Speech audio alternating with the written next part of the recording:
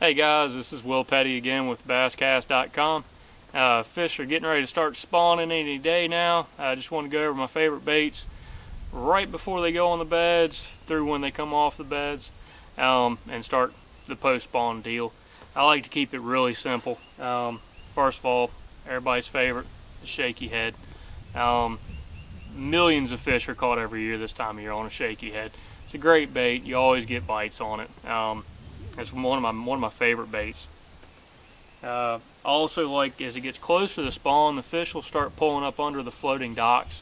A Senko is just a killer bait for that.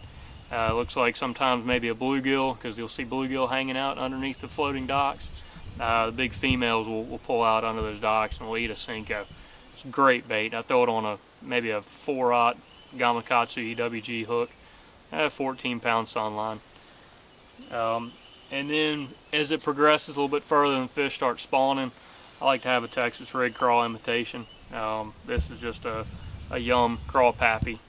It's a great bait for sight fishing. Just something that looks like a bluegill imitation or a crawdad imitation.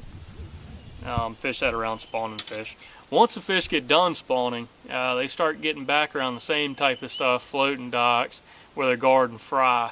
I also like to stick with a jerkbait again. Jerkbait's a great bait because it stays high in the water column, and it's in the same depth that the fry guarding bass are in, so it generates a lot of bites around docks. Another bait, I stick with the Old Faithful Senko. It's just something about the slow fall when the fish are a little in a negative mood with the post spawn funk. It's a great bait to catch them around those docks also. And that's mainly what I do. I'll mix in the topwater also sometimes, but mainly those are the baits that I go with immediately pre-spawn, through the spawn, and immediately after the spawn. So those are my top choices.